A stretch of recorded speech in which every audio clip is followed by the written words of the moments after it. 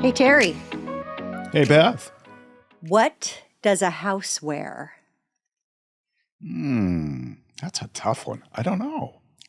A dress. Oh, my word. What do you call a pirate who designs houses? Okay, this one I could get. Okay. An architect. Yes! I You got nailed it! Yay. Yay. And all of you listeners and watchers are nailing it by joining us for this month's edition of Real Talk. We deliver the latest, the greatest, the absolute bestest updates for the Pacific Northwest real estate community. And with that, let's dive in. Terry, where shall we start? How about the headlines? Yay. Okay, so for our headline segment this month, I want to just touch base a little bit about the NAR settlement, all the lawsuits that are seemingly proliferating as I talk in the industry, and just give folks a little bit of detail about what we know on the MLS side of the fence. You know, I'm sure most people are focused substantially on the Drake versus Kendrick Lamar battle. Oh, yes, I'm sure. But I'm going to focus on the NAR situation. Okay.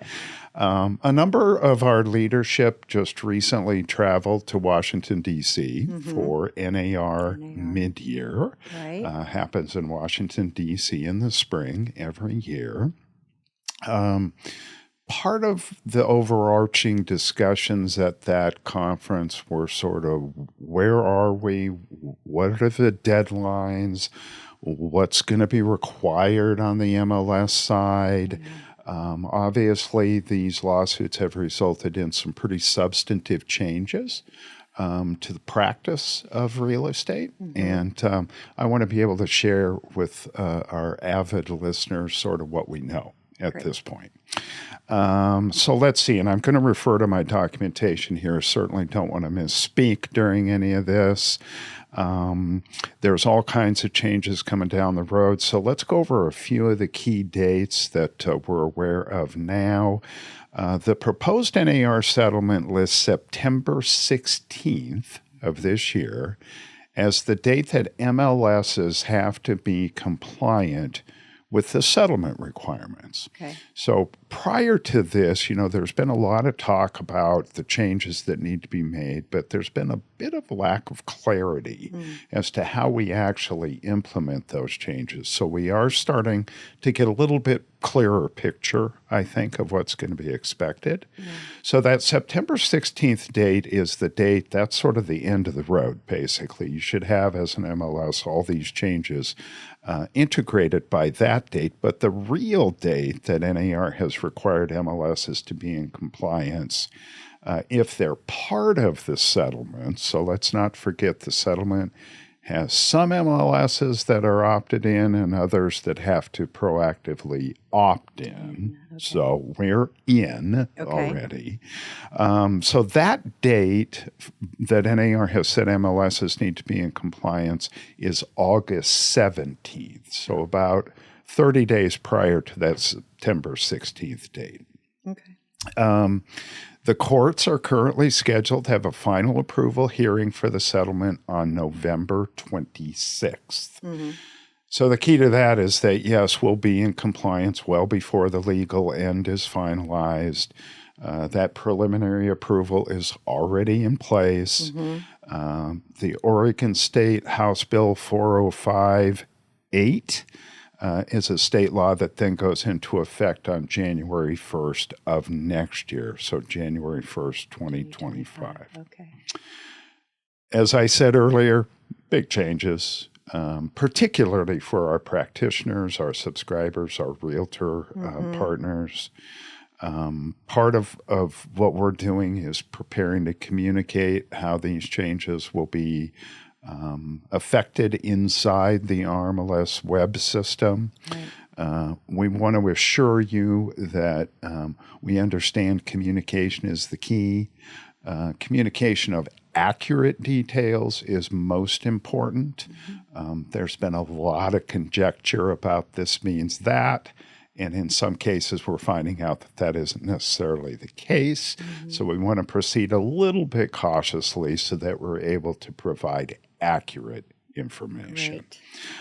So pay attention. Yeah. NAR has some great resources on the NAR website that details a lot of the information. Keep an eye on the RMLS web desktop page. That's where we'll continue to post updates. Yes. I know when the settlement was initially announced, we got a lot of calls to our support staff where our customers were expecting answers. And honestly, as we know, the wheels of justice turn very slowly. Sometimes getting the actual final answer is taking a little bit longer, but rest assured, we're here to provide great information, accurate information, as timely as we possibly can. Great. So let's go ahead and get started with some of those statistics breakdown by state. For the state of Oregon, compared to last month, it's all good news. Everything is up except total market time. And by virtue of that being down, that's also good news. Yes. New listings are up over 1,000. Active listings are up almost 1,500. And the median price is up about 16 grand. Inventory, however, so month supply of inventory is only up about 1/10 of a month in the supply side, but all the pre-summer trends are very positive. So that's in comparison to last month. Now let's go back a year and look in comparison to April of last year. It's also positive news. Inventory is 0.6 of a month higher this year than last year. Modest gains in most of the key statistics, but the best one is active listings, which are up a whopping 2,500 units since last April. So a significant increase there. Let's jump across the Columbia, take a look at our Southwest Washington market. The April market brings some smaller optimism compared to last month.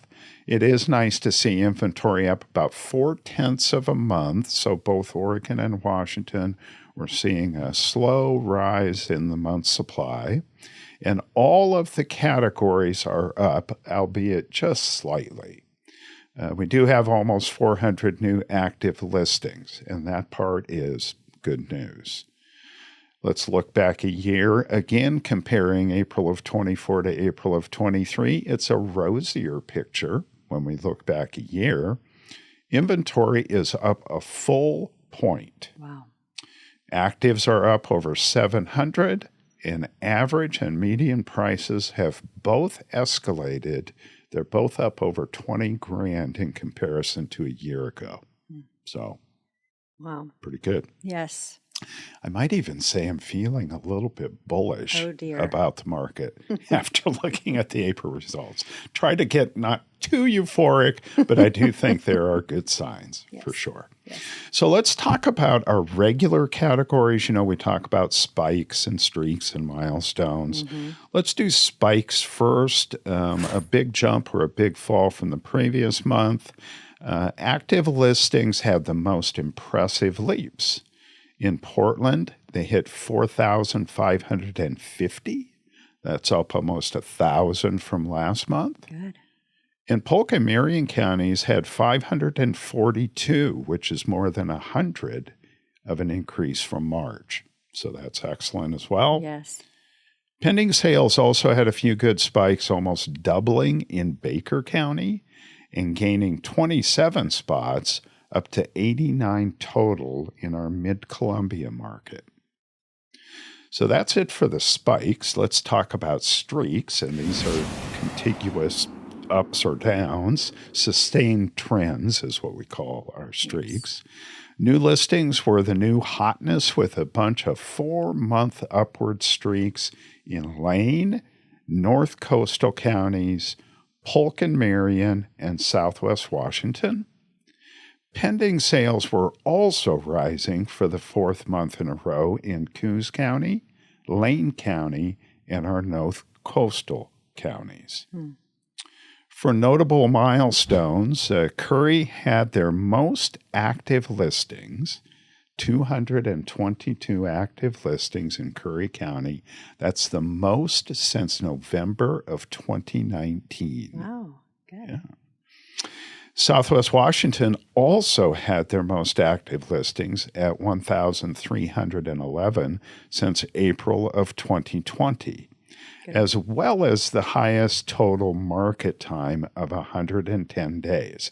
So that value, 110 days of total market time, we've not seen that value since January of 2015. Wow. So it's been not quite a decade, but getting close to a decade. Now, in terms of new growth properties, Portland Metro is up 22 units. Southwest Washington saw a slight decline. They're down 5 units. Okay. And Lane County is also down 3 units, so not a ton of movement for new construction properties. Okay, so now in respect to streaks and milestones and things of that nature, let's talk a little bit about affordability. Okay. Every quarter, we get some information on the affordability index of housing in the Lane County, Portland Metro, and Southwest Washington areas. Okay. Basically, a NAR formula comparing the median point of how much people are making versus how much home purchasing power that provides based off of an assumed 20% down payment on a 30-year fixed mortgage at a set percentage rate. So that's sort of the behind-the-scene values that are used to determine affordability. Okay. This quarter, great news. Things have gotten ever so slightly more affordable. Southwest Washington is 92% Great. affordable. Good. Portland Metro comes in at 88% affordable, and Lane County at 83%. So what this basically means is if you make the median income, you can't quite afford the average priced home. But if you're a bit above the median, you can probably just make it. Yeah. April did leave a smile on my face. No, really. That means it's a good time to go to our Understanding Statistics segment to tackle some of the thinking behind our key stats and formulas. Here's our statistical specialist, Jordan. This week, we're covering average and median sale prices and what it means to say when they are rolling. First, let's go over average and medians. The average sale price is the total sales volume divided by the number of sales. This gives you a general idea of where prices are in an area. Meanwhile, median sale price is the middle value when all the sale prices are lined up numerically. This is typically the preferred statistic due to how little the outlier impacts the end resulting value. For instance, let's consider a group of sales mostly around 400,000 with one outlier at 2 million. In this case, the average sale price will be significantly higher than 400,000. However, the median value will still hover around 400,000, offering a clearer typical picture of where prices are in an area. Next, let's talk about what a rolling date range is. On the bottom of the front page of the Market Action Report, there is a table titled Sale Price Percent versus Previous 12 Months. This table shows the average and median sale price of sold properties in the last 12 months and how those statistics have changed when compared to the 12 months before that. For example, let's take the period of April 2023 to March 2024 and compare it to the period of April 2022 to March 2023. That year versus year measuring stick moves up 1 month with each market action, so essentially rolls forward.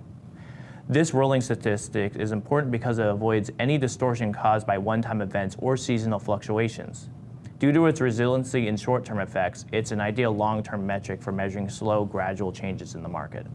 I hope that helps. I'll be back next month with more stat breakdowns, but if you have any questions, feel free to email us at communications@rmls.com. Now for RMLS News. Thanks to over 1,700 subscribers who took our technology survey. We really appreciate your time. Yes.